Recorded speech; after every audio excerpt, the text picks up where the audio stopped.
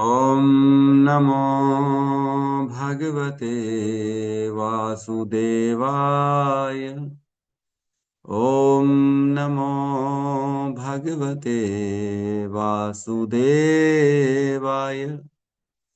ॐ नमो भगवते वासुदेवाय। यः स्वानुभावम् अखिलं श्रुतिसारमेकम् आध्यात्मदीपम् अतितीर्षितां तमोऽन्धम् संसारिणां करुणयः पुराणगुह्यम् तं व्याससूनम् उपयामि गुरुमुनीनां। नारायणं नमस्कृत्य नरं चैव नरोत्तमं देवीं सरस्वतीं व्यासं ततो जयमुदीरये। श्रवणतां स्वकथा कृष्ण पुण्यश्रवणकीर्तिनः हृदयन्तस्थो हि अभद्राणि विदुनोति सुहृतसताम्। नष्टप्रायेषु अभद्रेषु नित्यं भागवत सेवया भगवती उत्तम श्लोके भक्तिर्भवति नैष्टिकी। श्रवणतः श्रद्धया नित्यं गृणतश्च स्वचेष्टितं कालेन नातिदीर्घेण भगवान् विशते हृदि। कृष्णाय वासुदेवाय देवकी नंदनाय च नंदगोपकुमाराय गोविन्दाय नमो नमः। नमः पंकजनाभाय नमः पंकजमालिने नमः पंकजनेत्राय नमस्ते पंकजांग्रिय। जय श्री कृष्ण चैतन्य प्रभु नित्यानंद श्री अद्वैत गदाधर श्रीवासादि गौर भक्त वृंद। हरे कृष्णा कृष्णा कृष्णा हरे हरे हरे राम राम राम हरे हरे। हरे कृष्णा कृष्णा कृष्णा हरे हरे हरे राम राम राम हरे हरे। हरे कृष्णा कृष्णा कृष्णा हरे हरे हरे राम राम राम हरे हरे। हरे कृष्ण। तो सभी का स्वागत है प्रातःकालीन की भागवतम की कक्षा में। तो आज हम कृष्ण प्रवेश प्रभु जी करते दंडवत हैं। प्रणाम। हरे हाँ, कृष्ण प्रभु जी दंडवत प्रणाम। दरबार प्रणाम। तो आज हम चर्चा करने वाले हैं कर्मों पे, लॉ ऑफ कर्मा, है ना। कर्म क्या होता है, कर्म का विधान क्या है, और कैसे हम कर्म करते हैं, और कैसे हमें कर्म करने चाहिए जिससे हम कर्म के बंधन में ना फंसे। क्योंकि जितने भी हम कर्म करेंगे उनको हमें भोगना पड़ेगा। तो अवश्यमेव भोक्तव्यम कृतम कर्म शुभाशुभम ना भुक्तम क्षीयते कर्म कल्प कोटि शतैरपि। एक एक काम जो भी हम कर रहे हैं अवश्य में भोक्तव्यम, इसको भोगना ही पड़ेगा, एक एक काम। और हमें पता ही नहीं पड़ता है कि हम जो काम कर रहे हैं वो अच्छा है कि बुरा है। अच्छा कर्म करेंगे तो अच्छा भोगना पड़ेगा, बुरा कर्म करेंगे तो बुरा भोगना पड़ेगा, है ना। तो अगर अच्छा कर्म करेंगे तो अच्छी अच्छी सुविधाएं मिलेंगी हमारे को। जैसा जैसा बोलते हैं ना, न्यूटन्स लॉ ऑफ जो है ग्रेविटी, नहीं, न्यूटन्स थर्ड लॉ जो है, every action is equal and opposite reaction, है ना। बॉल फेंकेंगे जितनी तेज से दीवार में, उतनी तेज से बॉल वापस भी आएगी आपके पास, सेम टू सेम। तो जो भी हम कर्म करते हैं एज इट इज वापस आ जाता है, और काल क्रम में वो बढ़ के वापस आता है। जितना उसमें काल ऐड होगा ना, जितना समय लगेगा उतना बढ़ बढ़ के आता है वो हमारे पास। हर कर्म अपना एक जो है बीज छोड़ देता है हमारे साथ। जैसे हम देखते हैं ना, पेड़ पौधे, इनके बीज जैसे ही डालो तो कुछ समय लगता है बीज को, लेकिन बीज वापस से धीरे धीरे धीरे अंकुरित होके पौधा बनेगा, पेड़ बनेगा, फिर पेड़ बनने के बाद फल देता है ना। थोड़ा समय लगता है। उसी प्रकार जो भी हम कर्म करते अवश्य में भोक्तव्यम कृतम कर्म शुभाशुभम। तो जो भी हमने कर्म किया है उसके तीन पार्ट बन जाते हैं। आज हमने एक काम किया, बीज बो दिया, तो क्या कली पेड़ निकल गया? कली पेड़ निकल जाता है? आज हमने बीज बोया तो कली पेड़ निकलेगा क्या? नहीं। बीज आज हमने बोया तो कल परसों अंकुरित होगा वो, उसके बाद धीरे धीरे पौधा बनेगा, अभी छोटा सा पौधा बनेगा, फिर धीरे धीरे वो पेड़, साइज उसकी पौधे की बढ़ेगी, एक दिन वो पेड़ बनेगा, फिर एक दिन उसके बाद फल देता है।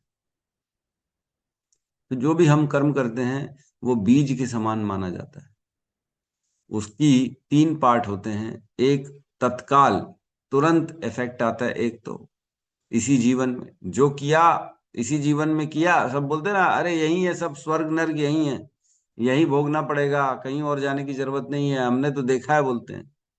तो क्या देखा है आपने? केवल आधा देखा है अभी तो पेंडिंग है आधा, है ना। तो आधा क्या होता है, कोई इसी जीवन में सपोज करो किसी लड़की को छेड़ देता है, तो लड़की छेड़ेगा तो तुरंत लड़की चाटा मार देगी, तत्क्षण कर्म किया और इमीडिएट इफेक्ट आ गया, है कि नहीं। लेकिन कई बार देखा जाता है कि लड़कियां बड़ी जो है इतनी जल्दी इतनी बोल्ड नहीं होती है, वो घर जाएगी, अपने भाई को बताएगी, अपने पिताजी को बताएगी, उसके पिताजी फिर ढूंढने निकलेंगे कौन है, किसने छेड़ा मेरी बेटी को, किसने छोड़ा है मेरी बहन को, निकलेंगे ढूंढेंगे ढूंढेंगे ढूंढेंगे, फिर उसको पकड़ेंगे, फिर उसको जो है पिटाई करेंगे हैं, हाथ पांव उसके तोड़ेंगे, जो भी करेंगे। तो समय लगा कि नहीं, कर्म किया, तुरंत उसका इफेक्ट नहीं आया, उसका इफेक्ट आया एक दिन लग गया, 2 दिन बाद के इफेक्ट बाद आया उसका इफेक्ट। और एक और कर्म होता है, कोई चोरी करेगा तो समय लगेगा, चोरी करेंगे फिर पुलिस में शिकायत होगी, शिकायत होगी पुलिस ढूंढेगी उसको, लगे 4-6 महीने लग गए उसको ढूंढते ढूंढते ढूंढते ढूंढते, है ना। आज भी हम देखते हैं साइबर क्राइम होता है, दुकानों में चोरी हो जाती है, लोगों का पैसा गायब हो जाता है रातों को, है ना, गले से चोरी करके लोग चोर ले जाते हैं। तो क्या तुरंत वो मिल जाते हैं? नहीं मिलते। कई कई बार तो ऐसा देखा गया है, गाड़ियां चोरी होती है, साल 2-2 5-5 साल बाद गाड़ी मिलती है, अरे वो आपकी गाड़ी तो कहाँ चली गई थी, कलकत्ता में मिली, आपकी गाड़ी कहाँ मिली गई, बम्बई में मिली, चोरों ने उस गाड़ी को पूरा बेच बाच के खत्म कर दिया, ऐसा भी देखा गया।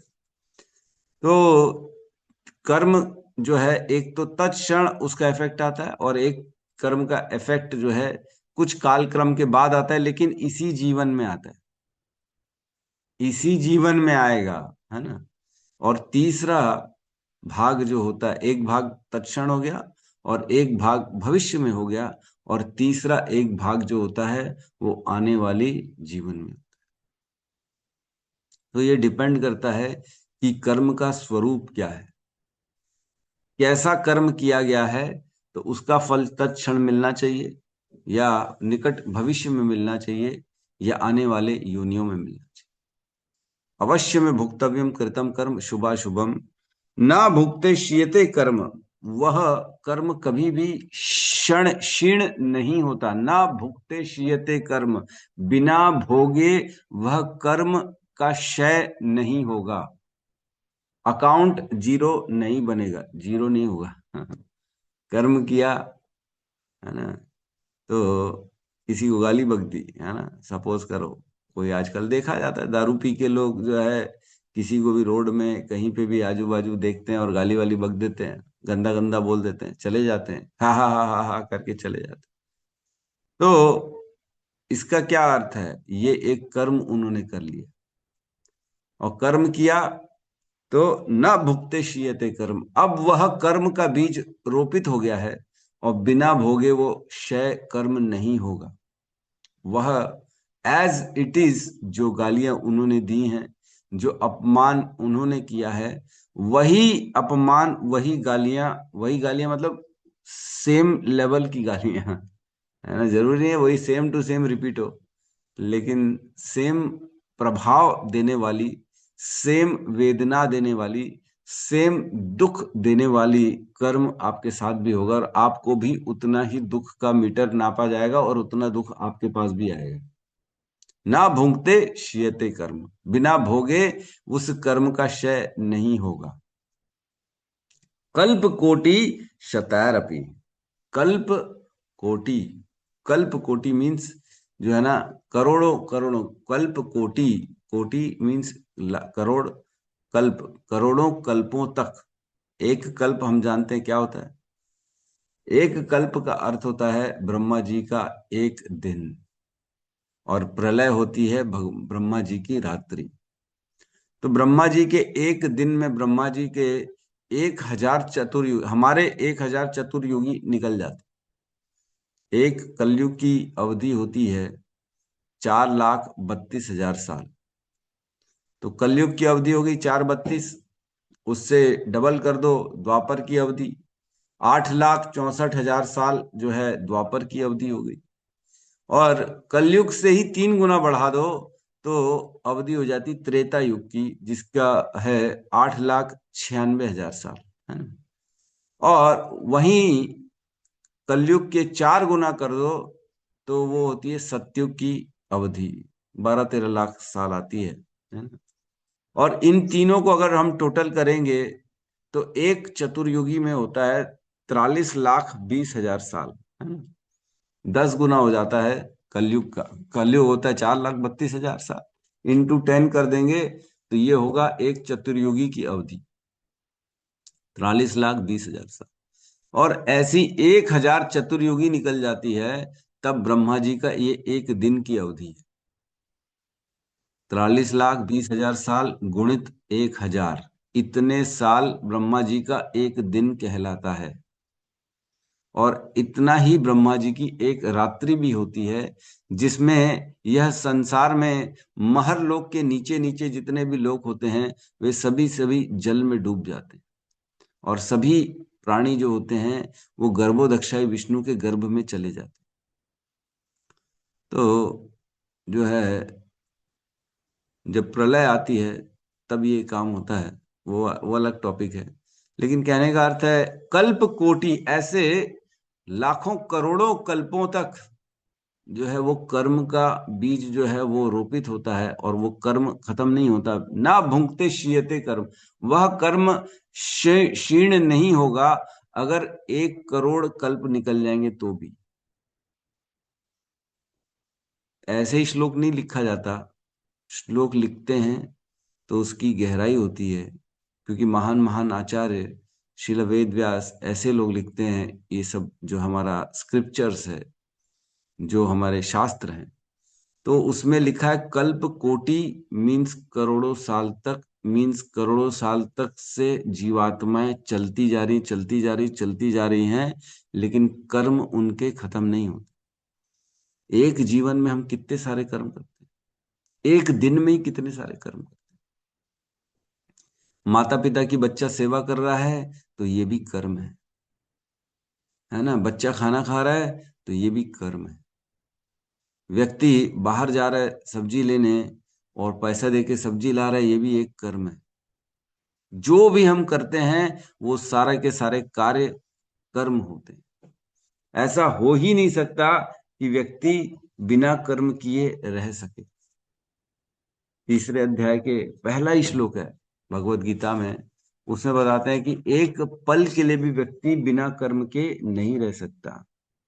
तीसरा अध्याय का 5वां श्लोक, ना ही कश्चित क्षणम अपि जातु तिष्ठति अकर्म कृत, कार्यते ही अवश्य कर्म सर्व प्रकृति जय गुण।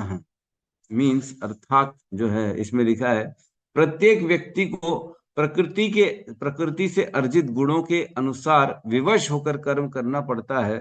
अतः कोई भी एक क्षण भर के लिए भी बिना कर्म किए नहीं रह सकता। कर्म तो करना पड़ेगा, है ना। स्वभाव के वश कर्म करता है। पेट पालने के लिए कई बार अरे पेट पालना पड़ता है प्रभु इसलिए हम ये करते हैं वो करते हैं, अरे तो कर तो रहे हो ना। ऐसा तो नहीं कि नहीं कर रहे। जो भी करें, हम गुरु की सेवा करें, शास्त्र का पठन करें, पाठन करें, माता पिता की सेवा करें, बच्चों को भोजन ला के दें, जॉब करें, या अपने मजे के लिए पिक्चर देखने चले जाएं, या अपने आनंद के लिए हमने कोई म्यूजिक सुनने के लिए कॉन्सर्ट में चले गए, या कहीं पे भी घूमने चले गए पहाड़ी देखने, या कहीं पे भी गए, जो भी किया, किसी के यहाँ चोरी कर ली, किसी के यहाँ डाका डाल दिया, है ना, किसी से फ्रॉड कर लिया, या किसी से केवल बातों में ही उसको जो है अपशब्द बोल दिए, तो ये सभी के सभी कर्म कहलाते हैं। जरूरी नहीं है कि कर्म से पाप हो या पुण्य हो, जरूरी नहीं है। क्या हर कर्म से पाप और पुण्य उत्पन्न होता है? नहीं नहीं, जरूरी नहीं है कि हर कर्म से पाप पुण्य हो, कर्म का बंधन भी हो जाता है। सपोज करो किसी से हमने पैसे लिए, 10 रुपए 20 रुपए, मेरी इच्छा है मैं उसको पैसे दूंगा, मेरी नीयत में खोट नहीं है, लेकिन मेरे प्राण ही निकल गए पहले उसके देने के पहले, कर्म का तो बंधन लग गया। लेकिन ये कोई पाप नहीं था, मैंने पैसे लिए किसी से कर्म काम के लिए अपने, लेकिन पैसे उसको दे नहीं पाया, उसके पहले मेरे प्राण छूट गए। तो क्या होगा, ये पाप तो नहीं है लेकिन कर्म का बंधन तो लगेगा, है ना। तो इसी प्रकार अनेक अनेक कर्म होते हैं जिसमें जरूरी नहीं है पाप हो या पुण्य हो, वो अच्छे शुभ कर्म और अशुभ कर्म इस प्रकार विभाजित किया, कर्मों को शुभ कर्म और अशुभ कर्म। जो शास्त्र में वर्णन है उन्हें शुभ कर्म किया जाता है, कहा जाता है, और शास्त्र में जो वर्णित नहीं है उनको अशुभ कर्म कहा जाता है। मतलब जो नहीं करने लायक है वो अशुभ कर्म है, और जो करने लायक है वो शुभ कर्म। तो जो भी शुभ कर्म करता है वह कभी भी दुखी नहीं होता, है ना। 6.40, श्लोक क्रमांक 6, अध्याय 6, श्लोक क्रमांक 40, इसमें क्या कहते हैं भगवान। इसमें कहते हैं, पार्थ नैवेह नामुत्र विनाशस्तस्य विद्यते, ना ही कल्याण कृतक कश्चित दुर्गतिम तात गच्छति।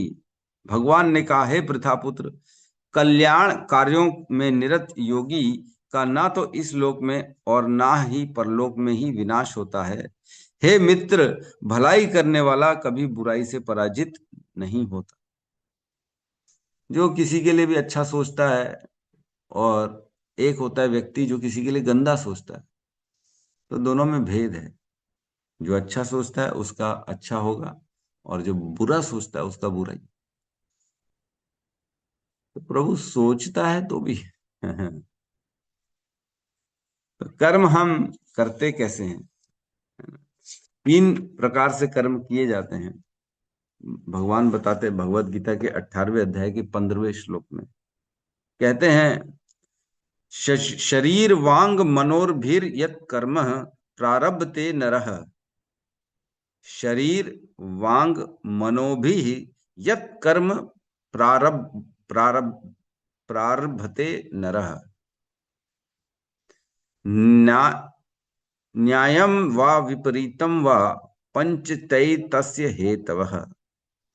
हे मनुष्य, कि अपने शरीर मन या वाणी से जो भी उचित या अनुचित कर्म करता है वह इन 5 कारणों के फलस्वरूप होता है।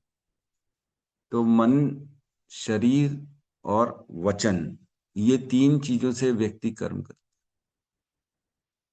गाली बक दी किसी को तो ये वचन से कर्म हुआ कि नहीं। किसी को बहुत ज्यादा भला बोल दिया, बहुत गंदा बोल दिया, बेचारा दुखी हो गया, रो दिया। केवल बोलने मात्र से लोग सुसाइड कर लेते, गंदा गंदा बोल दिया, अरे सुन के बोले, अरे मेरे कान फट क्यों नहीं गए, मेरा हृदय फट गया तेरी आवाज सुन के, क्या बोल दिया तूने इतना गंदा गंदा, ऐसा क्या कर दिया मैंने तेरा जो तूने मेरे को इतना गंदा गंदा। अब तो जीने की इच्छा ही नहीं जीवन में, जाके अब मैं गंगा में कूद रहा हूं, ऐसे ही बोलते हैं लोग। तो केवल सुन के ऐसा क्या हो गया, केवल ऐसे शब्दों में, इन शब्दों में ऐसी इतनी क्या कर्कश है, इतना क्या इन शब्दों में तकलीफ हो गई कि व्यक्ति अपना शरीर छोड़ने के लिए, अपना जो है आत्महत्या करने के लिए, कई बार हम देखते हैं लोग जो है विवश हो जाते हैं, कर भी देते हैं लोग। कितने तो केसेस देखे हमने। हमारा एक, मेरा एक परिचित था, लगभग 3 साल पहले की बात होगी मेरे ख्याल से, 3-4 साल हो गए उसको। उसकी छोटी सी बेटी थी, छोटी भी नहीं थी, मतलब 7th 8th 9th की आसपास की होगी उसकी बेटी, अच्छी थी, 14-15 साल की होगी मेरे ख्याल से। हाँ, 13-14-15 ऐसा होगी।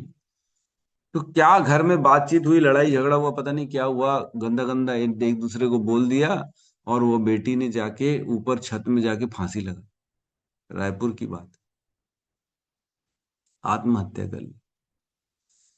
केवल सुनने मात्र से व्यक्ति इतने ज्यादा उत्तेजित हो जाते हैं कि कभी तलवार निकाल लेते हैं, कभी फंदा निकाल लेते हैं, कभी घर छोड़ देते हैं, कभी कुछ कर देते हैं, एकदम अनर्थ अनर्थ कर लेते हैं केवल सुनने से।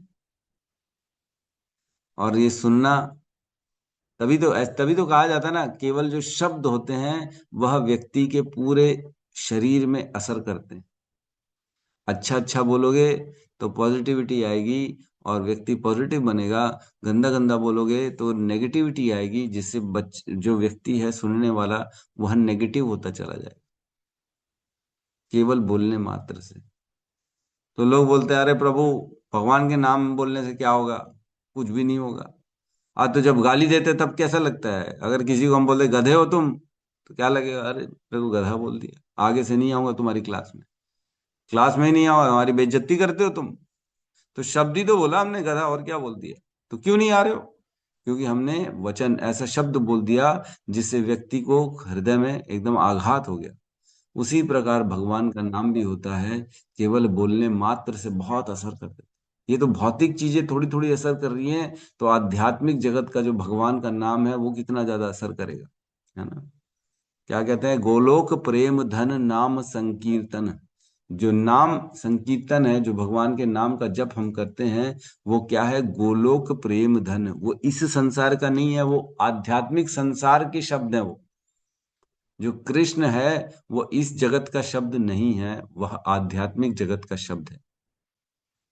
तो खैर हम यहाँ पे आए कि कह रहे मनुष्य अपने शरीर, मन या वाणी से जो भी उचित या अनुचित कर्म करता है, वह इन पांच कारणों के फलस्वरूप होता है। तो पांच कारण में हम बाद में चर्चा करेंगे, लेकिन चर्चा यहाँ पे कर रहे हैं कि कर्म बनते कैसे हैं, कर्म होते कौन से हैं।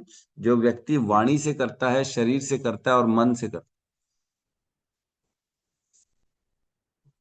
तो प्रभु, मन से कैसे कर्म किया जाता है?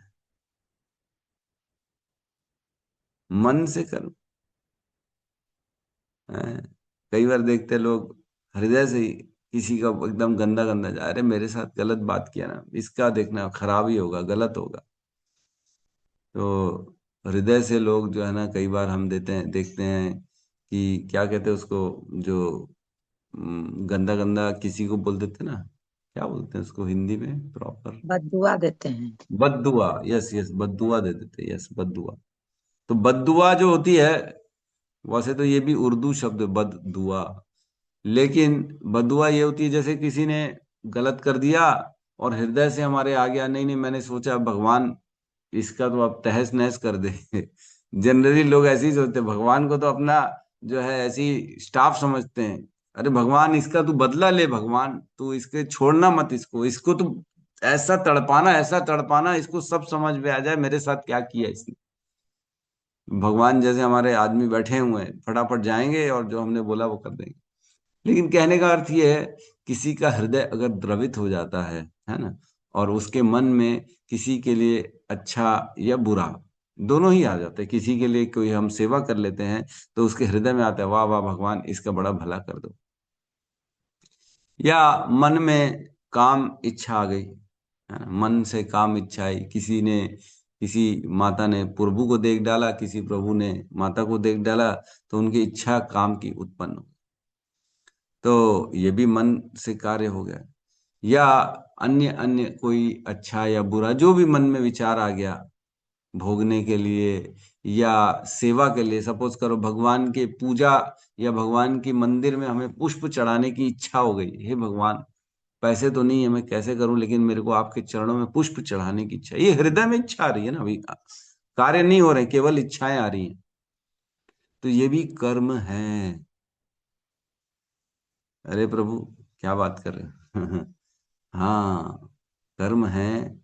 लेकिन एक बहुत बड़ा एडवांटेज है कि कलयुग में जो मन के द्वारा किया गया कर्म है, उसका कोई प्रभाव नहीं पड़ता, उसको भोगना नहीं पड़ता। क्यों? क्योंकि वो मन के द्वारा किया गया।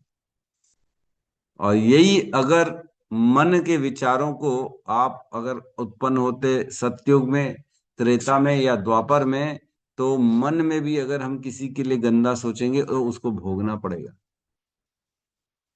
इतनी बड़ी दुविधा है।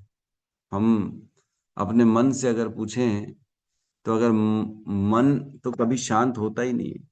कितने महान महान विचार आते हैं हमारे मन में, आते हैं कि नहीं आते? वो तो हम ही जानते हैं केवल, और कोई नहीं जानता, है ना। अगर ऐसी कोई स्टडी बन जाए कि व्यक्ति देख के किसी के मन को पढ़ ले, तो हमारे को तो मुंह छुपाना पड़ेगा किसी के भी सामने जाने से, है कि नहीं। जिसको देखते पता नहीं क्या क्या विचार चल जाता है। मन बड़ा चंचल है ना, असंशय महाबाहो मनो दुर्निग्रहम चलम। जो अर्जुन है वो कहते हैं कृष्ण को, हे कृष्ण, ये मेरा मन जो है बड़ा चंचल है, बहुत चंचल है मन। मन, मैं वायु को तो कंट्रोल कर सकता हूं, लेकिन मन को कंट्रोल नहीं कर सकता। छठे अध्याय में कहते हैं कि चंचल ही मना कृष्ण प्रमाथि बलवद्रणम तस्याम निग्रहम मन्ये वायुरेव सुदुष्करम। कि हे कृष्ण, ये मन बड़ा चंचल है, इसको मैं कैसे कंट्रोल करूं। मैं वायु को तो कंट्रोल कर सकता हूं, लेकिन ये दुष्कृत, क्या कह रहे हैं, चंचल ही मनम कृष्ण प्रमादि बलवद्रणम। ये बलवद्रण, ये बड़ा बलवान है। ऐसा नहीं है कि ये कमजोर है मन। किसका किसका मन कंट्रोल में है? जो हम चाहते हैं वही मन करता है, ऐसा है क्या? ऐसा बिल्कुल भी नहीं है। मन हमारे कंट्रोल में है ही नहीं। मेरे शिक्षा गुरु ईश्वर प्रशांत मुकुंद प्रभु कहते हैं, वो कहते हैं जो मन की सुनता है वह अगले जीवन में मंकी बन जाता है। मन की जो सुन के कार्य करेगा वो अगले जीवन में क्या बनेगा? मंकी बनेगा। क्यों? क्योंकि मन तो उछलता रहता ना, एक इधर डाली से उधर डाली। कभी इसके बारे में अच्छा सोचा, कभी उसके बारे में गंदा सोचा, कभी उधर ये सोचा, कभी ये सोचा, एक जगह टिकता ही नहीं मन। वैसे ही मंकी भी होता है, एक जगह कभी टिकता ही नहीं है, कभी इधर इस डाली, कभी उस डाली। वृंदावन जाएंगे तो मन, मंकी क्या करता है, चश्मा छीन लेगा, कभी मोबाइल छीन लेगा, ऊपर चढ़ जाएगा, जाके खराब करके तोड़ फोड़ के फेंक देगा। जब तक उसको फ्रूटी नहीं देंगे कुछ वापस नहीं करेगा। तो वहां बच के रहना पड़ता है इनसे, बंदरों से। बड़े लोग परेशान हो जाते हैं, उनका मोबाइल टूट जाता है, चश्मा टूट जाता है। मंकी बदमाश है बहुत वहां के। तो वैसे ही मन भी हमारा बदमाश है बहुत। आंख से जो है देखने की दृष्टि छीन लेगा, है ना, आंख से जो है चश्मा उतार लेगा, मोबाइल छीन लेगा, दूसरों से बात नहीं कर सकते आप।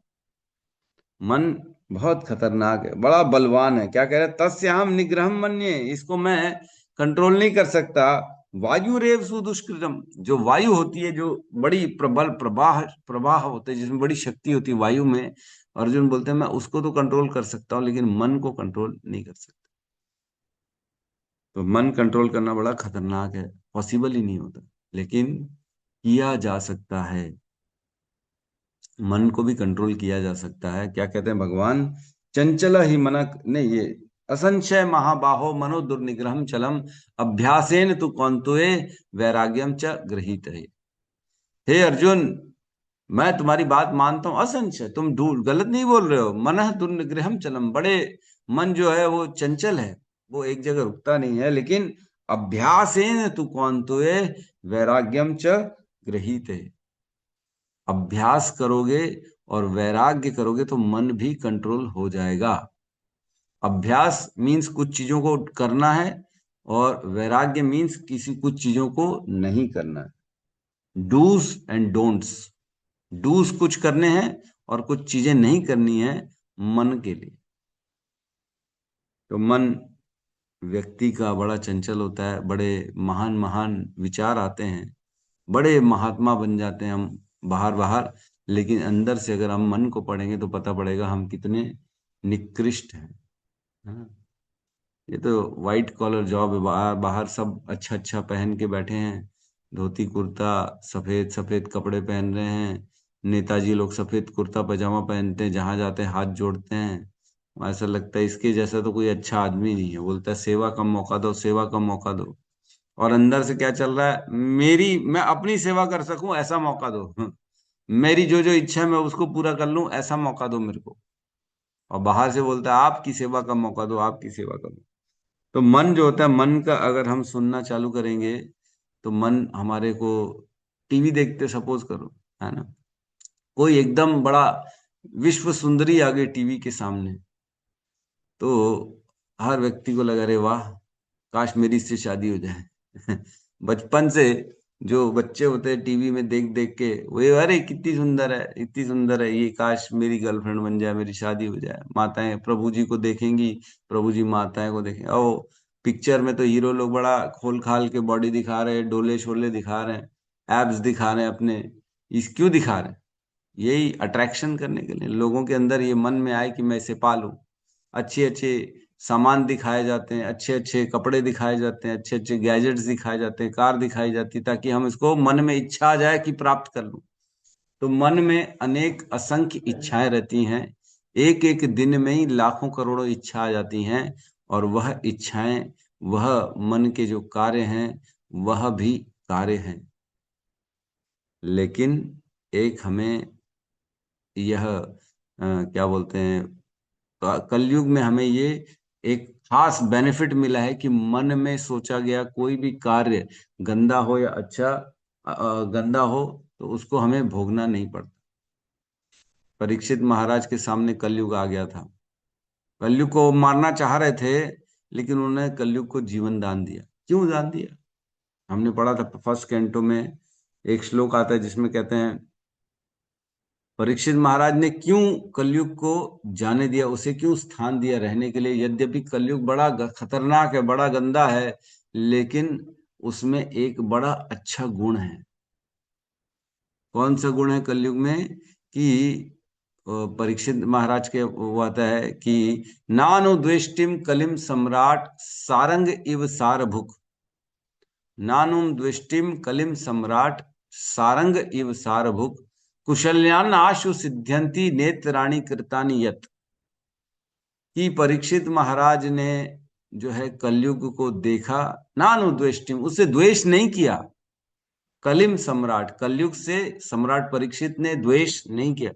अरे क्या बात करे, कलयुग से द्वेष नहीं किया, मारना चाह रहे थे उसको, लेकिन वह कलयुग जो गाय और बैल, पृथ्वी रूपी गाय और धर्म रूपी बैल के पैरों पे प्रहार कर रहा था, वो रो रहे थे, पृथ्वी और धर्म रूपी गाय बैल जो है रो रहे थे, फिर भी परीक्षित महाराज ने उससे द्वेष नहीं किया। क्यों नहीं किया? सारंग इव स्वार भोग, क्योंकि परीक्षित महाराज जो थे ना, वह केवल सारी ग्रहण करने वाले व्यक्ति थे, सार निकाल लेते थे चीजों को देख के। क्या सार निकाला उन्होंने कलयुग को देख के? तो कह रहे हैं कुशल्यान्यान आशु सिद्ध्यंती नेत्राणि कृतानियत। कि हे, जो है शुभ, उसको कह रहे हैं, परीक्षित महाराज को कह रहे हैं कि सूत गोस्वामी नैमिषारण्य में शौनक आदि ऋषियों को कह रहे हैं कि जो परीक्षित महाराज थे ना, उन्होंने ये देख डाला कि जो कलयुग है वह कुशल्यान आशु सिद्ध्यंती, अच्छे कार्य केवल सोचने मात्र से फलीभूत हो जाते हैं। और नेत्राणि कृतानि यत, और कलयुग में गलत कार्यों को शरीर से करना पड़ेगा। अगर हम सोच लेंगे भगवान को, हृदय में केवल विचार कर लिए, हे भगवान, मैं आज आपके लिए 56 भोग बनाऊंगा या बनाऊंगी, या मैं अर्पण कर रहा हूं, आपको अर्पण कर दिया मैंने मन में ही, तो भगवान स्वीकार कर लेंगे और वो हमें फल भी मिल जाएगा। सोचो, कलयुग इसीलिए तो कॉन्फिडेंट था ना। अरे बोले, आप मेरे को छोड़ तो रहे हो, लेकिन मैं ऐसी व्यवस्था कर दूंगा कि लोग अच्छा सोच भी नहीं पाएंगे। ऐसा कर दूंगा, स्थिति ला दूंगा लोगों के विचारों में कि अच्छा, तो वो सोच में भी अच्छा नहीं कर पाएंगे, तो फिर कहाँ से उनको फल मिलने वाला है? आज की डेट में लोगों को यही नहीं मालूम है कि अगर मैं केवल हृदय मात्र से भगवान का आंख बंद करके विचार करूं और उनके चरणों में अनेक असंख्य मैं फूल अर्पित कर दूं, तो मेरे को उसका फल मिल जाएगा। अगर हम आंख बंद करते हैं, चलो एक बार प्रैक्टिकल करते हैं, सब आंख बंद करो, एक बार सब आंख बंद करो। हृदय में जो भी आप आसपास का मंदिर है या घर के विग्रह हैं, उनको, घर के विग्रह को या मंदिर को, जिनको भी आप, जिनमें भी आपकी शरणागति है, उसको हृदय में स्थापित करो, अपने सामने लाओ, अपने विचारों में लाओ। अब क्या करो, पूरे संसार के जितने भी फूल हैं, पूरे संसार पृथ्वी में जितने भी फूल हैं, उनको विचार करो कि मैं इकट्ठा कर लिया हूं और हे भगवान आपके चरणों में अर्पित कर रहा हूं। केवल ये विचार करना है, और सोचो, आपको फल मिल गया, केवल भगवान के चरणों में पूरे पृथ्वी के फल चढ़ाने के। अभी अभी मिल चुका है ये, ऐसा नहीं कि नहीं मिला। भगवान कहते हैं भागवतम में, शैली दारुमयी लोही लेप्या लेख्या च सैकती मनोमयी मणिमयी प्रतिमाष्ट विधा स्मृता। 8 प्रकार से मैं आपकी सेवाएं स्वीकार करता हूं, 8 प्रकार से। कैसे? शैली दारुमयी लोही, शैली, शैली मीन्स जैसे मार्बल पत्थर की जो मूर्ति होती है वो शैली। दारुमयी मीन्स दारू, लकड़ी। लोही मीन्स मेटल की। लेप्या, जो लेप लेप लगा देते हैं, जैसे गोबर का लेप है या किसी का भी लेप है, उससे जो भगवान की जो है बनाई जाती है प्रतिमा। लेप्या, जैसे हम देखते हैं मट्टी का लेपन करते हैं हम, गणेश जी की प्रतिमा मट्टी की बनती है ना, तो लेपन कर करके बनाई जाती है। लेप्या लेख्या च सैकती, लेख के चित्र बना के, जैसे फोटोग्राफ हो गया। सैकती मीन्स रेती की, रेत की बना दी। जैसे शिवलिंग बनाया था रामेश्वरम में, जो है सीता मैया ने जिनकी पूजा करी थी प्रभु श्री राम ने, तो सैकती रेती की बनाई। मनोमयी मणिमयी, मन में अगर किसी ने मेरी मूर्ति बना डाली, तो मन में अगर किसी ने मेरी प्रतिमा बना डाली और उसमें सेवा कर रहा है, तो मैं वो भी स्वीकार करता हूँ भगवान। मनोमयी मणिमयी, मणिमयी मीन्स मणियों की, जो रत्नों की बनती है भगवान की प्रतिमा, वो प्रतिमा अष्ट विधा स्मृता। ये 8 प्रकार की जो प्रतिमाएं होती है, इनमें मैं सेवा स्वीकार करता हूँ। तो हम फोटो में भी भोग लगाते हैं तो भगवान स्वीकार करते हैं। अगर हमने जो है मेटल की किसी की प्रतिमा है तो वो भी स्वीकार करते हैं। अगर मार्बल की है, पत्थर की है, तो वो भी स्वीकार करते हैं। और मणियों से बनी है तो भी स्वीकार करते हैं, और मन में बनी है तो भी स्वीकार करते हैं। मनोमयी, मन में केवल संकल्प कर दिया कि इस बार, इस साल के सारे 24 के 24 एकादशी में करने वाला हूं भगवान आपकी प्रसन्नता के लिए, तो उसका फल मिल जाएगा। कुशलन्यान आशु सिद्ध्यंति नेत्राणि कृता नियत। इसीलिए परीक्षित महाराज ने कलयुग को आने दिया, क्योंकि कलयुग का बहुत बड़ा गुण है कि मन में सोचा गए अच्छे कार्य, केवल जो अच्छे कार्य होते हैं उनको केवल सोचने मात्र से उनका फल मिल जाएगा, और जो बुरे कार्य हैं उनको करना पड़ेगा, उनको सोचने से उनका कोई इफेक्ट नहीं आएगा। सोचो, ये गुण था कलयुग का, इसलिए कलयुग को आने दिया परीक्षित महाराज हमारे लिए। आज नहीं आता, सोचो तो कलयुग क्या आने नहीं देते। तो एक तो कलयुग का गुण है कि कलयुग में केवल नाम अधारा, और कुछ नहीं, है ना। क्या कहते हैं? इति षोडशकम नामनम कली कलमश नाशनम नत पर तरोपाया सर्व वेदेषु दृश्यते। ये जो 16 नामों का मंत्र है ना, इति षोडशकम कली कलमश नाशनम, यह कलयुग के कलमशों को नाश करने वाला है। केवल कलयुग के कलमशों को नाश करने वाला है।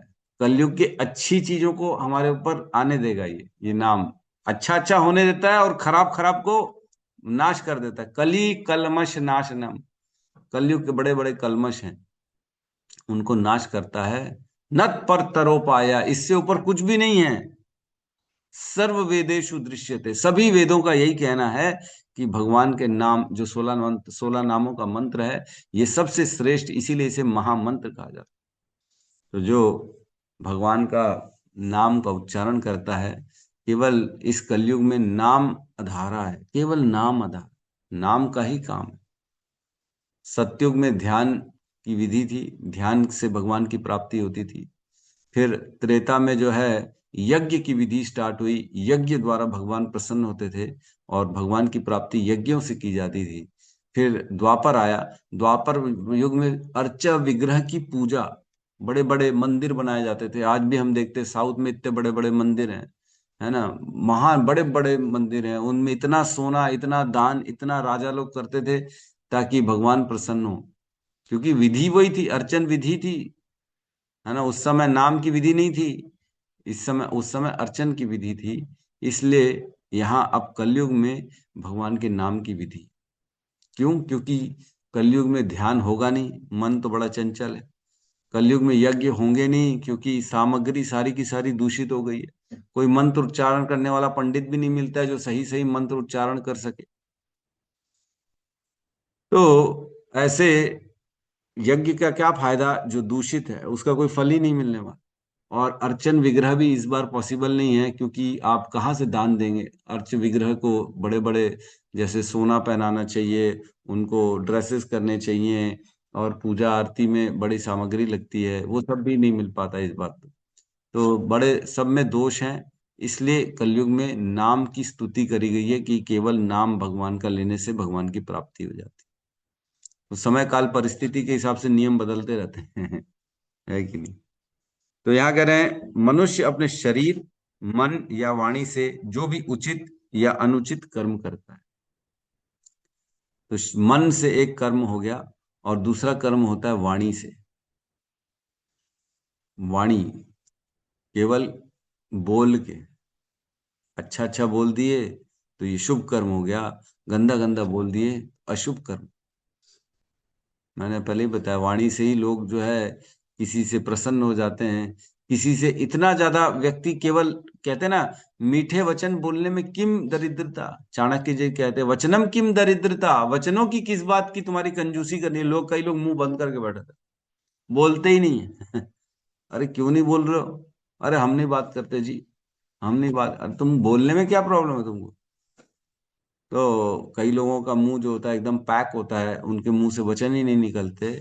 चाणक्य जी कहते हैं कि केवल वचन बोलने से आप किसी को खरीद सकते हो, किसी को अपना दुश्मन बना सकते हो, केवल कुछ शब्द बोल के। पैसा लगा क्या कुछ? नहीं। कहीं जाना पड़ा क्या? नहीं। कहीं कोई नुकसान हो गया क्या? नहीं। वचन बोलने से, कुछ शब्द निकालने से पैसा खाली हो जाता है क्या? जेब का नहीं होता। कोई हमारे शरीर में फर्क पड़ता है क्या? नहीं। यह जो बिना हड्डी का हमारा मांस है, जबान, जीवा जिसे कहते हैं, इसको केवल हिलाने मात्र से हम किसी को अपना बना सकते हैं या किसी को पराया बना सकते हैं। इतनी शक्ति होती है शब्दों में। तो क्या करना हमें, इस जीवा का उपयोग करके हमें इस संसार में अच्छे अच्छे वचन बोल के केवल लोगों को अपना बनाना, भगवान के नाम का प्रचार करना, केवल भगवान के नाम बोलने। न कि इस जीवा का उपयोग किसी के गंदे कामों में, षड्यंत्र रच रहे, प्लानिंग कर रहे, फोन कर करके, अरे तेको मैं बताती हूँ, रुक जा, कल मिलेंगे, उसके साथ ऐसा करना है, वैसा करना है, उसकी वाट लगानी है, उसको छोड़ेंगे नहीं इस बार, तो बहुत ज्यादा अपना जो एटीट्यूड दिखाता है, दिखाती है, अपने आप को समझते ही कि है वही है वही है, हम क्या कुछ नहीं है, रुक जा, कल ऐसी करेंगे, पब्लिक में उसकी धोएंगे। लोग ऐसा प्लानिंग करते हैं, निंदा करते एक दूसरे की बैठ के, चुगली करेंगे, गंदा गंदा। एक बार जो है क्या हुआ, जब युधिष्ठिर महाराज युद्ध करके आ रहे थे कुरुक्षेत्र से, तब उन्हें बड़ा आश्चर्य हुआ कि अर्जुन आया ही नहीं उनकी सेफ्टी के लिए। है ना? जब हम जानते हैं, जरासंध, जरासंध नहीं, अपना कौन था इन लोगों का, जो जिसको मारा था अर्जुन ने एक बाण से, उसके सर को उसके पिता की गोद में डाल दिया। जय, क्या नाम था, जय से नाम था। जयद्रथ प्रभु। जयद्रथ। जयद्रथ। जयद्रथ। जयद्रथ। जयद्रथ, जयद्रथ। जयद्रथ, जयद्रथ, जयद्रथ। जयद्रथ, हाँ। तो जयद्रथ जो था, वह भगवान का जो भांजा था अभिमन्यु, उसे चक्रव्यूह में जाने दिया। उसके बाद जयद्रथ ने सभी को रोक दिया था, युधिष्ठिर हो, जितने भी हो, सभी को रोक दिया था, क्योंकि उसको शक्ति मिल गई थी। उन्होंने शिव की उपासना करी थी, उनको आशीर्वाद था कि एक दिन तो तू सब पे भारी पड़ जाएगा। तो वह एक दिन चुना था उन्होंने, जिस दिन ये काम हुआ, चक्रव्यूह में अभिमन्यु प्रवेश किए, और उन्होंने सबको रोक दिया। इतनी शक्ति आ गई थी, कोई आगे बढ़ ही नहीं पा रहा। तब रात को जो है युधिष्ठिर महाराज बड़े नाराज हो गए, बोले, अर्जुन, फेंक दे अपना गांडीव, क्या किया तूने, ये क्या कर दिया तूने? तो अर्जुन ने वचन लिया था, उन्होंने प्रण लिया था कि जो मेरे गांडीव के लिए ऐसा बोलेगा, मैं उसका वध कर दूंगा। तो बोले, अब तो मारना पड़ेगा, मैंने तो वचन लिया है, अब मैं क्या करूं, वचनों से पीछे नहीं हट सकता। उसने निकाली अपनी तलवार, अर्जुन ने। तब कृष्ण ने बोला, अरे क्या कर रहा है, अपने भाई का वध करेगा क्या? बोले, मैं क्या करूं, मैंने प्रण लिया है, जो मेरे गांडीव के लिए ऐसा गंदा गंदा बोलेगा, मैं उसका वध कर दूंगा। तो बोले, एक काम करो, वध मत करो, तुम उसका जो है ना गंदा गंदा बोल दो उसका लिए, क्योंकि किसी के वध करने का पाप लगता है अगर हम उसके पीठ पीछे उसका बहुत बुरा बुरा अपशब्द कहते हैं ना उसको, उसकी निंदा करते हैं, उसका गंदा गंदा बुरा बुरा बोलते हैं, इसका ये हो जाए, बुरा हो जाए, वो खत्म हो जाए या मर जाए या जो भी है, इस टाइप की बातें करते हैं। तो हमें क्या है, उसके वध का पाप लगता है। मैंने उसका प्राण निकाल डाले, इतना हमको पाप लगता है केवल बोलने मात्र से। तो बोले, कृष्ण ने बोला एक काम करो, तुम उसका जो है ना गंदा गंदा बोल दो, तो तुम्हें उनके वध का ही पाप लग जाए। तो बोले ठीक है। तो उन्होंने गंदा गंदा बोल दिया। फिर अब अर्जुन बोले, अब मैंने अपने भाई के लिए, अपने बड़े भाई के लिए जो मेरे पिता समान है उसके लिए गंदा गंदा बोला, अब मैं अपना वध कर दूंगा। अब उन्होंने उठाया तलवार, बोले अब मैं अपना ही गला काटने के लिए था। अरे बोले रुक जा, कृष्ण बोले क्या कर रहे? बोले क्या करते प्रभु, मेरे बड़े भाई के लिए मैंने इतना गंदा गंदा बोल दिया, अब मैं अपने आप को जीवित कैसे रख सकता हूँ? मैं नहीं रह सकता, अब मेरे को मरना ही पड़ेगा। बोले रुक जा रुक जा। बोले एक काम कर, अब जो है अपनी बढ़ाई कर। खुद से अपनी बढ़ाई करने से क्या होता है, आत्महत्या का पाप लग, कि मैं अपना ही पब्लिक में जाके कहीं पे भी किसी के भी सामने, मैं तो जी हम तो ये हैं, हम तो बहुत बड़े आदमी हैं, हमने तो ये कर दिया, हमने तो वो कर दिया है, हमारी शक्तियों का तो कोई सीमा ही नहीं है, हमारी पहचान कहाँ कहाँ तक है, आपको मालूम है? हमने ये किया, हमने वो किया, हमने उसका उद्धार किया, हमने इसका उद्धार किया, मेरे तो इतने फॉलोवर है, मेरे तो ये हैं। अरे बाप रे बाप, अपने ही बढ़ाई करना चालू कर दिए। तो वो क्या हो गया, यह आत्महत्या का पाप हो गया, खुद ही को मार दिया। तो भगवान कृष्ण ने इस प्रकार दोनों की जीवन की रक्षा कर ली, है ना, युधिष्ठिर की भी, अर्जुन की भी, केवल वचनों को बुलवा के, केवल मुख से बोलने मात्र से क्या हुआ, इतने बड़े बड़े पाप मिल गए अर्जुन को, इतना बड़ा बड़ा गंदा गंदा उनको जो है उनके साथ, मतलब केवल वचन का इफेक्ट आ गया कि उन्होंने अपने भाई का वध कर दिया। तो इस प्रकार से वचनों का बड़ा खेल होता है जीवन में। बोलना बड़ा सोच समझ के चाहिए, लेकिन मीठा बोलें, अच्छा बोलें, है ना, क्या बोलते हैं, प्रियम बुर्यात, सत्यम बुर्यात, न बुर्यात अप्रियम सत्यम। प्रियम बुर्यात मीन्स प्रिय वचन बोलने चाहिए, अच्छे वचन बोलने चाहिए। सत्यम बुर्यात, अच्छे मतलब जरूरी नहीं है अच्छे के चक्कर में गंदा मतलब झूठ बोल दिए, वाह वाह आप तो बड़े सुंदर हैं, आप तो बड़े कोमल हैं, जबकि गाली बक रहा है वो पीछे से। क्यों? क्योंकि मेरा काम है ना, उससे काम फंसा है, इसलिए मैं उसको बोल रहा हूँ कि आप तो महान हैं, आप तो श्रेष्ठ हैं, जबकि वो है गंदा आदमी। तो ये असत्य हो गया, लेकिन प्रिय है। तो प्रियम बुरियात सत्यम बुरियात, ऐसा प्रिय नहीं बोलना चाहिए जो असत्य हो, सत्य भी होना चाहिए और प्रिय भी होना चाहिए। ना बुरियात अप्रियम सत्यम, ऐसे शब्द नहीं बोलने चाहिए जो अप्रिय हो लेकिन सत्य हो। सत्य भी हो लेकिन अप्रिय हो तो नहीं बोलना चाहिए। कई बार बोलता है, अरे प्रभु हम सच बोलते हैं, किसी को खराब लगे तो हमको क्या मतलब है, हमने तो सच बोला ना। अरे आपने तो सच बोल दिया, लेकिन ऐसा बोलना ही नहीं चाहिए। ना बुरियात अप्रियम सत्यम। कोई मोटा जा रहा है तो उसको बोले, ए मोटे इधर आ, बहुत मोटा हो गया तू। अरे क्या है, ऐसा कोई बोलता है बता? काला, अगर कोई काला व्यक्ति है, ए इतना काला है तू, कैसे काला हो गया इतना तू? या कोई किसी की आंख नहीं है तो ए काणे इधर आ, ए काणे, ऐसे ए अंधे, ए मोटे, ये सब नहीं बोलना चाहिए। ये भले सत्य हैं लेकिन ऐसा बोलता नहीं, अप्रिय है ना, किसी को खराब लगेगा, उसके हृदय में प्रॉब्लम आ जाएगी। तो ऐसे शब्दों का वचन, ऐसे शब्दों का चयन नहीं करना चाहिए जो किसी के हृदय को खराब करें, है ना। सत्य बोले लेकिन प्रिय शब्द बोले। किसी को भी अगर किसी को खराब भी बोलना है तो उसको खराब के हिसाब से नहीं बोलना है, उसको सुधार के हिसाब से बोलना है।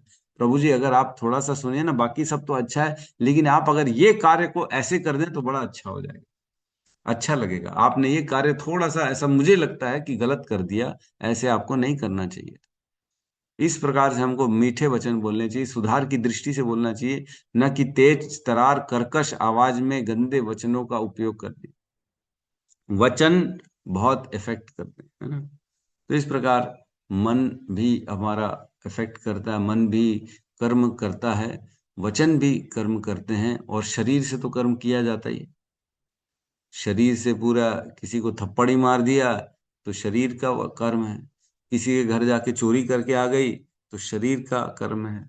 किसी को पैर के नीचे लाया आया कोई बढ़िया छोटी चींटी मच्छर आया, ले दबा दिए पैर के नीचे, साले को बताते हैं हमारे घर में आया है तू, हैं हे चींटी, हे। छोटे छोटे जो जीव होते हैं उनको पैर के नीचे दबा दिए, तो ये भी क्या है, शरीर से किया गया कर्म है। गाड़ी से जा रहे हैं, गाड़ी के नीचे ही दबा दिए, कुत्ता चला गया तो दबा दिए, चलो क्या फर्क पड़ना है, बहुत कुत्ते हो गए संसार में, थोड़े से कम हो जाएंगे, दबा दिए, तो ये शरीर का कर्म है। तो हम शरीर से अनेक अनेक कर्म करते हैं जिसे हमें भोगना पड़ता है। हम शब्दों से, वाणी से अनेक अनेक कर्म करते हैं जिन्हें हम भोगना पड़ता है, और मन से भी हम कर्म करते हैं जिन्हें भोगना पड़ता है। लेकिन कलयुग में एक वरदान है कलयुग को, कि मन में जो खराब सोचा गया है उसका उसको हमें नहीं भोगना पड़ेगा। अगर किसी को मन में गाली बक दी तो कम से कम आपको इस बात की छूट है कि कलयुग में आपने गाली बकी तो आपको कोई प्रभाव नहीं पड़ेगा। तो इसका मतलब ये नहीं है कि कल से मन में गाली बकना अरे, शरीर से तो बोल नहीं सकते, वाणी से भी बोल नहीं सकते, तो मन ही मन गाली देते कि प्रभु आपने तो अच्छा बता दिया, हमारे को रास्ता खोल दिया है। तो ऐसा है कि, लेकिन पाप लगता है ना, जो हम वाणी करते हैं, गंदा बोलते हैं किसी को, तो हम उनके गुणों को अपने अंदर स्वीकार करते हैं, क्योंकि जैसा चिंतन करेंगे वैसा हमारा भी हृदय हो जाएगा। गंदा अगर विचार करेंगे, गंदा बात करेंगे, गंदा सोचेंगे, तो हम भी धीरे धीरे मलिन होते चले जाएंगे, क्योंकि वह गुण हमारे हृदय को अफेक्ट करते हैं। पहले व्यक्ति सोचता है, फिर करता है ना। तो सोचेगा ही गंदा तो करेगा भी गंदा, है ना। पहले तो थिंकिंग होती है ना, फिर फीलिंग होती है, फिर एक्शंस होते हैं। Thinking, feeling, action. थिंकिंग करते हैं, गुलाब जामुन के बारे में सोचा, अरे फील आ गया, क्या रोमांचित, कितना शानदार गुलाब जामुन रात को बनाया था, वाह वाह प्रसादम जोरदार था, मुंह में पानी आ गया, फीलिंग करते साथ। और फिर एक्शन होता है, फिर आज भी चाहिए मेरे को, आज भी खाना है। तो थिंकिंग ही जड़ होती है किसी भी कार्य की। इसलिए अपने विचारों को ही हमको शुद्ध करना है। जब तक हम विचारों से शुद्ध नहीं हो पाएंगे, हम भगवत धाम जाने के लायक ही नहीं है ना। तो हमें भक्त बन तो रहे हैं, कोशिश तो कर रहे हैं, लेकिन विचारों पे जाके, भावनाओं पे जाके एकदम जड़ में जाना चाहिए किसी भी कार्य के लिए। किसी भी, जहां वह उसका जन्म होता है, कार्य का जन्म कहाँ होता है, हृदय, हृदय में, विचारों के माध्यम से।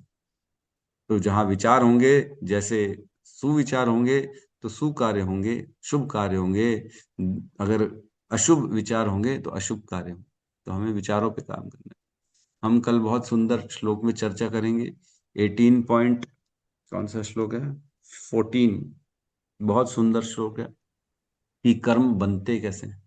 अधिष्ठानाम तथा कर्ता कारणम च पृथक विदम, विविधाश्च पृथक चेष्टा देवम चैवत्र पंचमम। किसी भी कार्य को संपन्न करने के लिए पांच तत्व आवश्यक हैं, है ना। पांच तत्व आवश्यक होते हैं किसी भी कार्य को संपन्न करने के लिए। तो वो पांच तत्व कौन से हैं, उस पे हम चर्चा करेंगे। कर्म, विकर्म और अकर्म पे चर्चा करेंगे। और नित्य कर्म, है ना, नैमित्तिक कर्म, काम्य कर्म और आपातकालीन कर्म पे चर्चा करेंगे। शुभ कर्म, अशुभ कर्म में आज हमने चर्चा कर ली कि शुभ कर्म क्या होता है, अशुभ कर्म क्या होता है। कर्म बनता कैसे है वह हमने चर्चा कर ली। मन से, शरीर से और वाणी से कर्म बनता है। इन तीनों के माध्यम से हम कर्म कर सकते हैं, और कर्म शुभ और अशुभ दोनों हो सकते हैं। कर्म का बंधन लगता है, जरूरी नहीं है कर्म में पाप हो और पुण्य हो। कर्म बंधन भी देता है केवल, अगर हमने किसी की पिता माता की सेवा कर दी तो यह एक शुभ कार्य है, और यह कर्म हमें वापस मिलेगा, हमारे भी अगले जीवन में सेवा होगी। कुत्ते की सेवा कर लिए तो भी ये शुभ कार्य है, वह हमें वापस सेवा में मिलेगी। अगर किसी की रक्षा कर ली, कोई छोटा जो है असहाय हमारे पास आ गया रक्षा के लिए, हमने उसको बचा के अपने घर में शरण दे दी, तो ये भी शुभ कार्य है। ये हमने जो है अपनी रक्षा, भविष्य में हमारी भी कोई ना कोई रक्षा करेगा। तो जरूरी नहीं है कर्म पाप हो या पुण्य हो, कर्म केवल बंधन क्रिएट कर सकता है, उस बंधन को हमें वापस भोगना पड़ेगा। ठीक है। तो हम कल और कर्म के बारे में चर्चा करेंगे। और प्रश्नों के लिए पहले ही अनिल प्रभु का हाथ खड़ा हो चुका है। यस अनिल प्रभु। हरे कृष्ण प्रभु जी, दंडवत प्रणाम। सभी भक्तों को प्रणाम। प्रभु जी, मेरा क्वेश्चन ये है कि जैसे कल मैं गया था महादेव घाट, तो वहां मैंने दो तीन माताओं की मूर्ति देखी, मतलब दुर्गा माता और महामाया। तो हम जानते हैं प्रभु जी कि जब महाभारत जब स्टार्ट होने वाला है, तो सब अपने अपने अस्त्रों की खोज में जाते हैं। तो अर्जुन भी दिव्यास्त्र के लिए स्वर्ग जाता है, और विशेष शक्तियों के लिए वो और प्रयास करता है। तभी भगवान कृष्ण बोलते हैं, अगर तुमको और भी शक्ति चाहिए और महाभारत में विजयी होना है, शक्ति चाहिए, तो तुमको दुर्गा माता की उपासना करनी चाहिए। तो प्रभु जी, मेरा क्वेश्चन ये है कि जब साक्षात साकार रूप में भगवान कृष्ण वहाँ उपस्थित हैं, परमात्मा स्वरूप में उनके हृदय में उपस्थित है, मतलब अर्जुन के, प्लस वो अपनी बुआ का बेटा है, कुंती का। तो इतने सारे होते हुए भी भगवान कृष्ण ने ये क्यों कहा कि आपको दुर्गा माता की उपासना करनी चाहिए, उनको प्रसन्न करना चाहिए, उनके उनसे शक्तियां अर्जित करना चाहते चाहते हैं?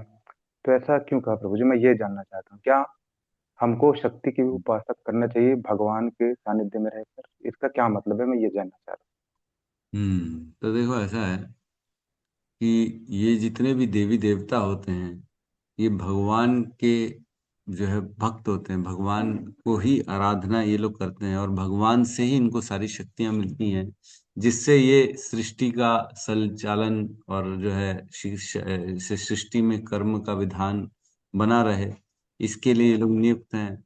जिसको जिसको जो जो देना है वो उसको देता रहता है। किसी ने उपासना करी सरस्वती की, तो सरस्वती उसे विद्या देगी। लक्ष्मी की उपासना करी तो लक्ष्मी उसको लक्ष्मी देगी। इस प्रकार से विधान बना हुआ है कि हम 16 सोमवार का उपास करेंगे शिव जी के लिए, तो मनचाही जो भी इच्छा होगी वो प्राप्त होगी। सूर्य देव की उपासना करेंगे तो शरीर जो है वो निरोगी हो जाएगा। इस प्रकार सभी को हमने कुछ न कुछ कार्य, हमने नहीं, सॉरी, भगवान ने, कृष्ण ने सभी को कुछ न कुछ कार्य दिए हुए हैं। और उनका कार्य यही है कि वो जो उनके शरण में आता है, उनको, अगर उसके पास पुण्य है, उसके अकाउंट में इतने बैलेंस हैं, तो उसको वो दे सकते हैं। तो भगवान तो सबसे ऊपर है, उनको क्या जरूरत है किसी को, भाई तुम जाओ दुर्गा की उपासना करो, तुम कात्यायनी देवी की उपासना करो, या तुम इसकी करो तो तुम्हें जो है मिलेगा, जो इच्छित तुम्हारे को वस्तु है वो मिलेगी। रहा। तो जी। ऐसा इसलिए है कि भगवान अपने भक्तों का श्रेय चाहते हैं। ओके। भगवान अपने भक्तों को हमेशा ऊपर करना चाहते हैं, तो ये सब भी भगवान के भक्त हैं। शिव जी हैं, दुर्गा देवी है। दुर्गा देवी को तो हम 10th कैंटो में देखेंगे, भगवान ने उनको आशीर्वाद दिया है दुर्गा देवी को कि आपको 9 नामों से पूजा जाएगा। चंडी, काली, है ना, और इस प्रकार के जो 9 नाम हैं, जो 9 दुर्गा जिनको हम कहते हैं, उन 9 नामों से आपकी पूजा होगी, इसका आशीर्वाद दिया भगवान ने। जब दुर्गा ने भगवान का काम किया, जो रोहिणी के गर्भ में उसको स्थानांतरित कर दिया बलराम को, जो है देवकी के गर्भ से, तब भगवान प्रसन्न हो गए, उनको आशीर्वाद दिया कि तुम्हारे को 9 नामों से जाना जाएगा और तुम्हारी 9 नामों से पूजा होगी, भक्ति होगी। तो भगवान हमेशा अपने भक्तों का श्रेय चाहते हैं, इसलिए वे चाहते हैं कि अपनी लीलाओं के माध्यम से देवताओं को भी ऊपर कर दिया उन्होंने, है ना। उन्होंने शिव जी की अभी उपासना करने बोला, शिव जी प्रसन्न हो गए, तब उन्होंने ही तो, मेरे ख्याल से गांडीव देने वाले तो शिव जी तो थे, भगवान जो है ना, शिव ने दी अर्जुन को गांडीव दिया था। तो इस प्रकार सब चीजों का रास्ता कृष्ण ही बताते हैं, और कृष्ण ने कहा है, इसलिए देवी की उपासना करी उन्होंने, स्वतः से नहीं करी। बहुत इंपॉर्टेंट चीज है, ऐसा नहीं कि अर्जुन ने भी देवी से जो है प्रार्थना करके जो है शक्ति मांग ली थी, तो हम भी देवी की उपासना करके हम भी शक्तिशाली बन जाएंगे। अरे तुमको थोड़ी कृष्ण ने बोला है भाई, तुमको कृष्ण ने बोला है क्या तुम भी शक्तिशाली बन जाओ, तुम भी लड़ाई करो? जहां जो जिसको बोला गया है उसको वही करना चाहिए। हमारे लिए जितने कार्य भगवत गीता में निर्धारित हैं, हमें वो कार्य करना चाहिए, न कि अन्यों के कार्य को अपने लिए करना चाहिए। आप क्षत्रिय हैं तो आप निश्चित तौर से अपने पास शक्तियां रख सकते हैं, लेकिन अगर आप वैश्य हैं या शूद्र हैं या ब्राह्मण हैं, तो आपको इन सब चीजों की आवश्यकता नहीं है ना। तो हमें कृष्ण की उपासना करनी है, हमें भगवत धाम जाने की प्लानिंग करनी है, न कि इस संसार में रहते हुए शक्तियां अर्जित करते हुए प्रभाव दिखाना है कि मैं भी कंट्रोलर हूँ, मेरे से ज्यादा कोई शक्तिशाली नहीं। तो ये एक तरह से माया है, जिसमें हम फंस जाएंगे। शक्ति प्राप्त करने के चक्कर में फिर नाम, फिर फेम, फिर यश, फिर सबको परास्त करने की इच्छा, ये धीरे धीरे बढ़ती चली जाएगी। फिर माया है, इसमें फंस जाएंगे तो फिर इस संसार में जन्म मृत्यु के चक्र में फंस जाएंगे। तो भगवान ने कहा, इसलिए उन्होंने पूजा करी, है ना। और आप इसलिए पूजा कर सकते हो कि आप ये जानो कि ये भी भगवान की उपासक हैं, भगवान के अंग हैं देवी देवता। अगर इस भावना से हम उनकी पूजा कर रहे हैं तो एक बार अलाउड है कि आप कर सकते हो। लेकिन अगर आप इसीलिए कर रहे हो कि मुझे केवल इनसे शक्ति चाहिए और इनको प्रसन्न करना है, तो वह एक्चुअल में गलत विधि है ना। एक श्लोक आता है जिसमें कहते हैं, ये यथा माम प्रपद्यन्ते तांस तथा भजाम्यहम्, मम वर्तम अनुवर्तन्ते मनुष्या पार्थ सर्वशः। जो जितने प्रतिशत मेरी शरण में आता है मैं उतने प्रतिशत उस पर कृपा करता हूं। लेकिन हे अर्जुन, इस संसार में सभी लोग मेरी ही उपासना में लगे हुए हैं, भले गलत सही जैसा भी हो, मेरी उपासना का मम वर्तम अनुवर्तन्ते, मेरे ही सब चीजों पर उपासना में लगे। कैसे? अगर देवी देवता की उपासना कर रहे तो देवी देवता कौन है? भगवान के ही तो अंग है। अगर आप इंद्र की पूजा कर रहे हो तो इंद्र, भगवान कहते हैं मेरी भुजाएं हैं, मेरे हाथ कौन है? इंद्र है। तो भगवान के हाथ की अगर पूजा कर रहे हो तो क्या गलत कर रहे हो? भगवान का ही तो हाथ है, भगवान नहीं है लेकिन भगवान का हाथ है। तो उसी प्रकार ये देवी देवता भगवान के अलग अलग अंग हैं। और अंग की पूजा करना एक तरह से व्यक्ति की पूजा करना है, लेकिन डायरेक्टली नहीं, इनडायरेक्टली। इनडायरेक्टली हो गई पूजा। तो ठीक है, बोलते कोई बात नहीं, देवी देवता में लगे हो तो लगे रहो, कोई प्रॉब्लम नहीं, वो भी तो मेरे ही द्वारा ही उत्पत्ति की है, उनको भी तो शक्तियां मैंने ही दी है। तो ठीक है, कर सकते हो, कोई प्रॉब्लम नहीं है। लेकिन भावना का खेल है। मालूम हो कि भगवान कृष्ण के अंग हैं, इसलिए मैं इनकी रिस्पेक्ट कर रहा हूँ, इनकी पूजा कर रहा हूँ, तब तो ठीक है, नहीं तो फिर कर्म का बंधन चालू है, माया में चले जाए। ठीक है प्रभु भाई। जी, एक क्वेश्चन और था। जैसे कि मैं एक्चुअली बहुत देर से पूछना चाह रहा था, अभी याद आया, नोट करके रखा हूँ। जैसे कि हमने देखा द्वापर युग में भगवान कृष्ण है, परम भगवान के रूप में। बलराम जी हैं, उनका विस्तार है ना। फिर रोहिणी के ही गर्भ से जो माया देवी है, योग माया, वो एज अ सुभद्रा फॉर्म में आती है। फिर जो सुभद्रा जी हैं वो अर्जुन से विवाह करती हैं। तो क्या माया ने अर्जुन से शादी किया था कि उनका विस्तार है? प्रभु जी, मैं थोड़ा समझ नहीं पा रहा हूँ, जो सुभद्रा जी थे। तो भद्रा को योग माया कहा जाता है, वो भगवान ओके। से जोड़ने का काम करती है ना। तो ठीक है, वो भगवान के बहन के रूप में आई लीला करने के लिए, तो उन्होंने शादी करी इनसे, अर्जुन से। तो देखो, अब हम जैसे बात करते हैं, एक आध्यात्मिक जगत में सरस्वती है ना, और एक जी। इस संसार में भी सरस्वती है ना। तो जो आध्यात्मिक जगत की सरस्वती है और इस संसार की सरस्वती में क्या भेद है? इस संसार की सरस्वती ने ब्रह्मा जी से शादी कर ली, तो क्या आध्यात्मिक जगत की सरस्वती भी ब्रह्मा जी की हो गई क्या? नहीं नहीं, वो तो लीला करने आई थी।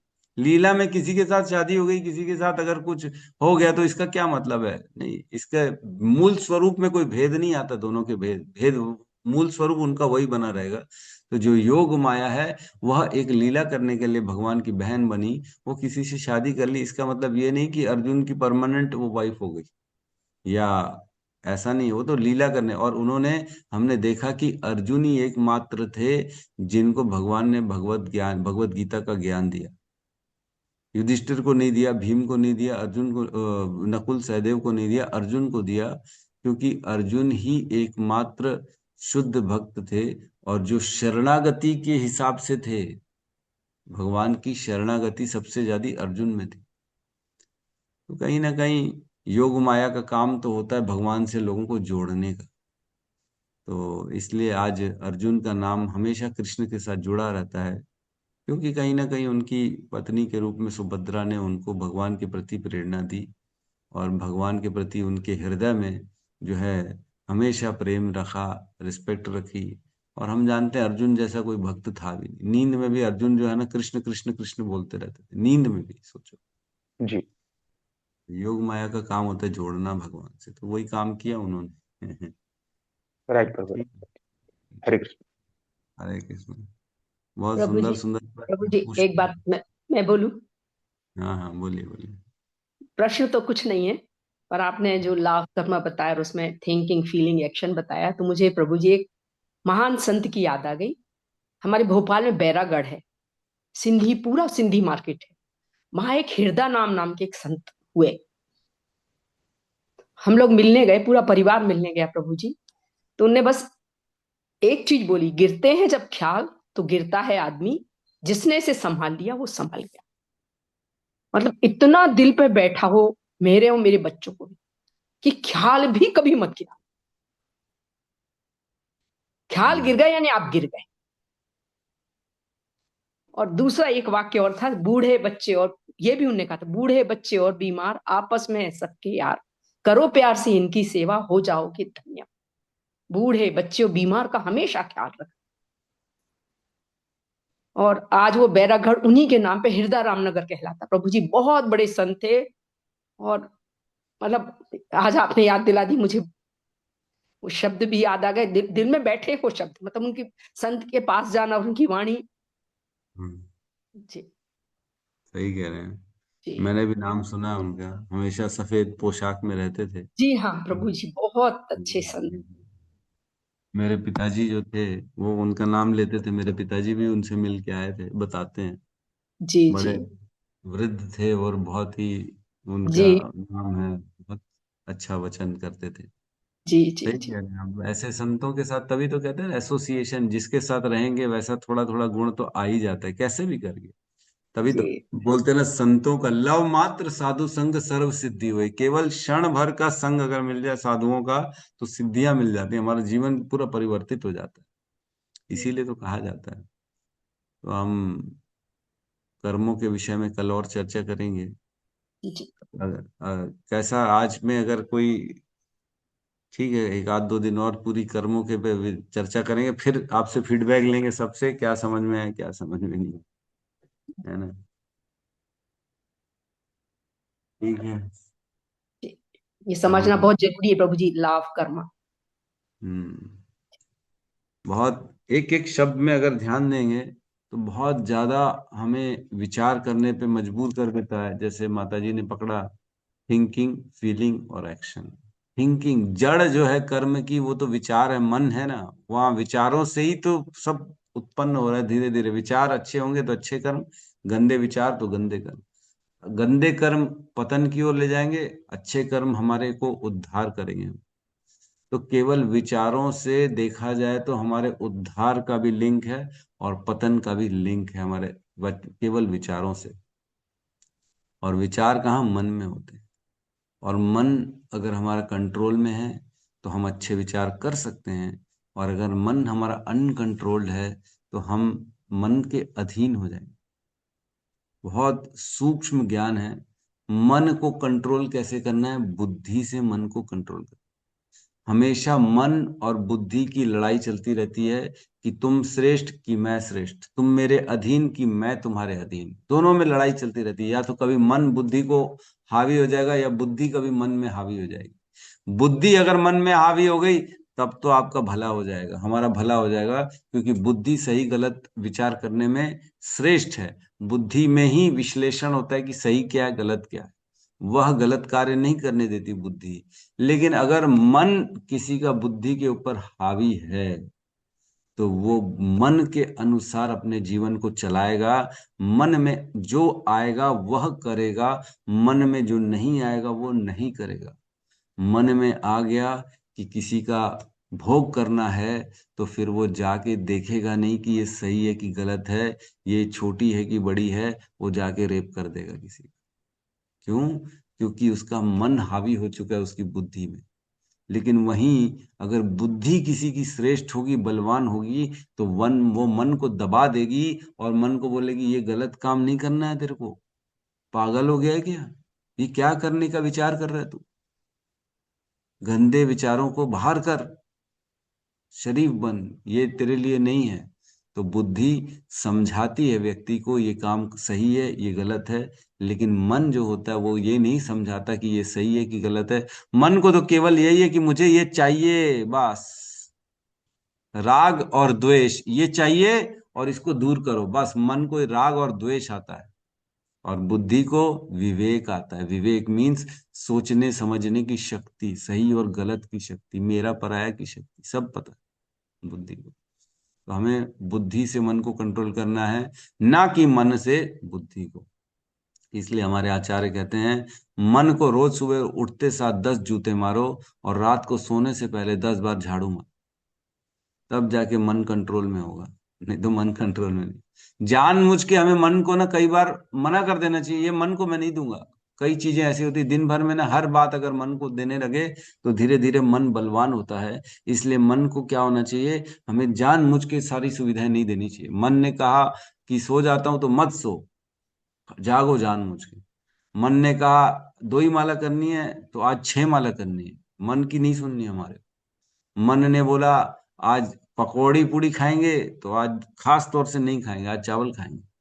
जो मन बोलता है उसके विपरीत करने से क्या होता है, धीरे धीरे धीरे धीरे मन मरना चालू हो जाता है। ये मन को कंट्रोल करने की विधि है, मन को मारने की विधि है। मन को मरना है जब जो जिसको नहीं देंगे वो धीरे धीरे क्या होगा, असहाय होने लगेगा, बोलेगा मेरी तो चलती नहीं है, मेरे को तो पूछा नहीं जाता, मेरी तो डिमांड ही पूरी नहीं होती। जो बच्चा हठी होता है उसको क्या किया जाता है, धीरे धीरे उसके हटों को मना किया जाता है, तेरे को ये भी नहीं देंगे, नहीं देंगे, जा जो करना है कर, रोना है रोते रहो। बच्चा कितने दिन रोएगा, 2 दिन रोएगा, 1 दिन रोएगा, 3 दिन रोएगा, बस फिर छोड़ देगा, अच्छा ठीक है पापा, मेरे को आप जो अच्छा लगता है वही लेके दे दो। धीरे धीरे मारना पड़ता है, मन को भी मारेंगे तो मन धीरे धीरे कंट्रोल होगा। तो जनरल आइटम में भी मन को मारना चालू करना चाहिए हमें, छोटी छोटी बातों में मन को मारना चाहिए। मन नहीं मान रहा है जो है तो उसको मत दो वो चीज, मन डिमांड कर रहा है मत दो उसको, जानबूझ के मत दो। मन को चाहिए तो मत दो, मन को नहीं चाहिए तो उसको दो, खास तौर से दो। नहीं माला करनी तो करो, हम नहीं जानते, करना पड़ेगा। सोना है, सोने की डिमांड करे तो नहीं, जगना पड़ेगा तुम्हारे को। तो इस तरह से धीरे धीरे मन हमारा कंट्रोल में आता है। तो जब मन पूर्ण रूप से कंट्रोल होगा तो वही व्यक्ति एक्चुअल में अपने जीवन को सफल कर सकता है जिसका मन कंट्रोल्ड है। तो हम पढ़ेंगे कल भगवत गीता के 6ठे अध्याय में, भगवान कहते हैं जिसका मन कंट्रोल है वह उसी शरीर में अपने मित्र के साथ रहता है, और जिसका मन अनकंट्रोल्ड है वह व्यक्ति एक ही शरीर में अपने दुश्मन के साथ रहता है। एक ही घर में दोस्त है या दुश्मन है, एक घर में दोस्त है दुश्मन है, कितना बड़ा फर्क है। हम भी रह रहे हैं उसी घर में, उसी घर में एक और व्यक्ति रह रहा है जो कि हमारा दोस्त है, तब तो बढ़िया निभेगी दोनों की, दोनों दोस्ती करेंगे और बढ़िया घर का काम भी कर लेंगे, साफ सफाई भी कर लेंगे। लेकिन अगर कोई दुश्मन रह रहा है आपके घर में तो क्या करेगा, प्लानिंग करेगा आपको जहर देने की, मारने की, आपके पैर तोड़ने की, आपसे शोषण करने की, आपको यूज करने की, आपका धन ये वो सब यूज कर लेगा अगर आपका दुश्मन है। तो मन को क्या करना है, मेरे को कंट्रोल करके दोस्त बनाना है, ना कि दुश्मन। ठीक है, तो हम यहाँ पे क्लास को क्लोज करते हैं, है ना? सब मिलके एक बार हरे कृष्ण महामंत्र का उच्चारण करते हैं। हरे हरे कृष्ण हरे कृष्ण हरे हरे कृष्ण कृष्ण कृष्ण कृष्ण कृष्ण कृष्ण हरे हरे हरे हरे राम राम हरे हरे राम राम हरे हरे राम राम राम राम हरे राम हरे राम हरे हरे हरे हरे हरे राम राम राम हरे हरे हरे हरे राम। श्रीमद् भागवतम की जय, जय जय। समस्त भक्त वृंद की जय, जय जगत गुरु शील प्रभुपाद की जय, जय जय गौर प्रेमानंदे। हरि हरि हरि हरि बोल। हरि बोल। बोल। हरे हरे कृष्ण कृष्ण प्रभु प्रभु जी जी दंडवत दंडवत प्रणाम। प्रणाम। दंडवत प्रणाम सभी हरे वैष्णव को कृष्ण दंडवत प्रभु प्रणाम। जी दंडवत प्रणाम। हरे कृष्ण, हरे कृष्ण प्रभु जी दंडवत प्रणाम। हरे कृष्ण। हरे कृष्ण।